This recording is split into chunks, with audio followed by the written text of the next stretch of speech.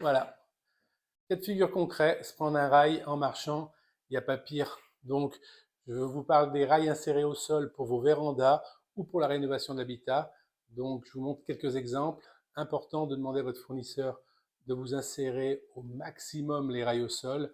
Donc, vous en avez certains qui sont extra plats en fait comme celui-ci. Donc, vous avez compris que j'ai fait un peu de cinéma. Et vous en avez qui sont beaucoup plus hauts. En règle générale, les rails de coulissant, c'est 5 cm de haut, mais certains ont des réglettes pour pouvoir récupérer des hauteurs de parquet, des hauteurs d'isolation et des hauteurs de carrelage, et sans gêner le fonctionnement du coulissant. Donc je vous dis à dans quelques secondes sur Giro Véranda et n'oubliez pas de vous abonner.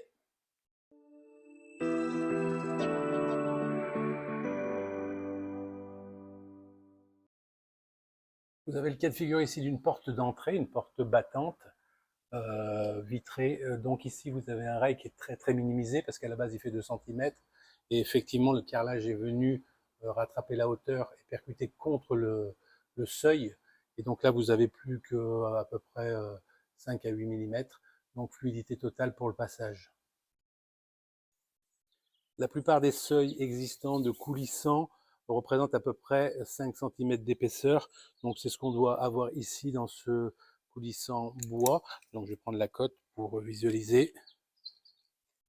Voilà, c'est ça, à peu près 5 cm. Donc effectivement, ça vous fait une petite barrière et un pied à lever. Donc c'est pour ça que je vous invite, surtout dans vos projets véranda, à privilégier l'insertion du rail au sol. Ce qui va juste manquer en fait, c'est quelquefois une réglette qui va venir devant, mais je vais vous la montrer ensuite, et qui va permettre de venir percuter soit un isolant ou percuter un sol flottant ou un carrelage par la suite. Dans quelques secondes. Bonjour à tous, ici je vous présente le cas de figure d'un coulissant, pour ne pas le nommer, c'est de la Galaxy 45TH, donc à rupture de pont thermique. Et la particularité, c'est que le seuil est extra plat. Donc dans les explications que je vous donnais en présentation, celui-ci va représenter à peu près, si j'ouvre le coulissant, une prépondérance, donc c'est-à-dire qu'il dépasse du sol. Là, le carrelage a été posé de même pas de,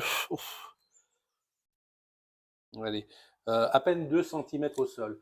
Donc c'est très intéressant de pouvoir, pour plus de fluidité, de passer d'une pièce à l'autre avec un rail minimisé, quand on sait qu'en règle générale, les rails posés au sol même, pardon, mesurent en moyenne 4 à 5 cm. Je vais vous en montrer d'autres.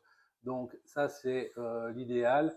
Et étant donné que le carrelage est venu après, bah, bien sûr, on a gagné 1 cm au total.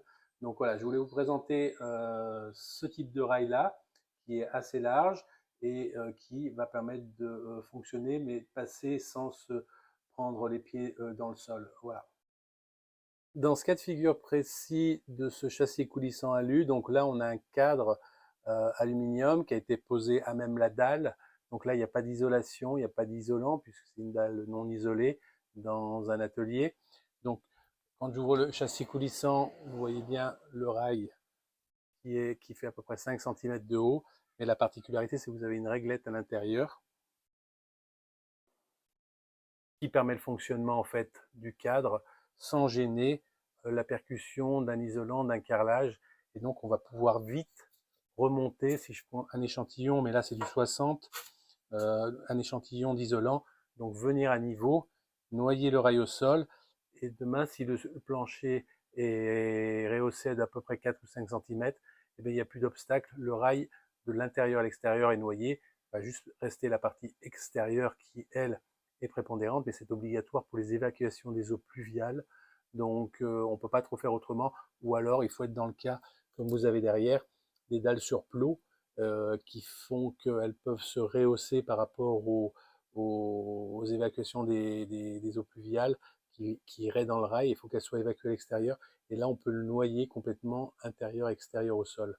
Donc voilà, ça c'est le cas de figure en règle générale des rails aluminium. C'est ce qui se passe dans les vérandas où très souvent il faut lever le pied de 5 cm. Donc demandez bien à votre fournisseur, à votre artisan, de prévoir une empreinte pour pouvoir noyer votre ail au sol. C'est quand même beaucoup plus plaisant de sortir sans avoir à lever le pied.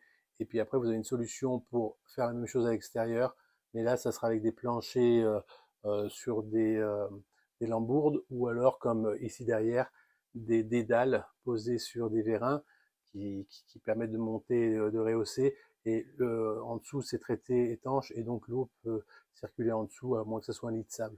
Donc voilà, je voulais vous parler de l'insertion des rails au sol. Ça me paraît un domaine très très important. C'est un petit peu comme quand on ouvre sur la maison une véranda et que je vous explique qu'il ne faut pas qu'il y ait de différence de niveau une fois que le carrelage ou le sol est fini, que ce soit un carrelage ou alors un plancher flottant ou quoi que ce soit, parce que ça permet plus de fluidité.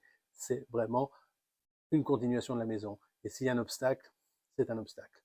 Merci.